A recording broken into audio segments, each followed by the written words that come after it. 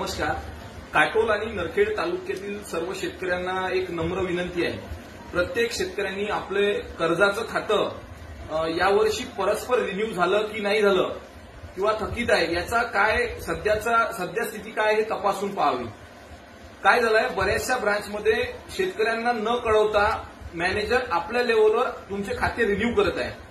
त्याचा परिणाम असा होणार आहे की समजा यदा कदाचित यावर्षी कर्जमाफी झाली किंवा पुढच्या वर्षी कर्जमाफी झाली तर तुम्ही त्या थकीतच्या क्रायटेरियात न बसता तुम्हाला त्या कर्जमाफीचा लाभ मिळणार नाही याची काळजी या बँकेकडून अथवा सरकारच्या इशाऱ्यावरच या सगळ्या गोष्टी सुरू असल्याचं माझ्या निदर्शनास आलं आहे.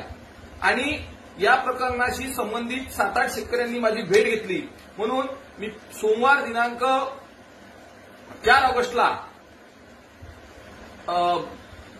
स्टेट बँक ऑफ इंडिया थडीपोवनी इथं जाणार आहे आणि त्या संदर्भात चर्चा करणार आहे. कारण थडीपोवनी बँकेचेच प्रकरण या पद्धतीनं उघडकीस आलेले आहे. State bank थडीपोवनी.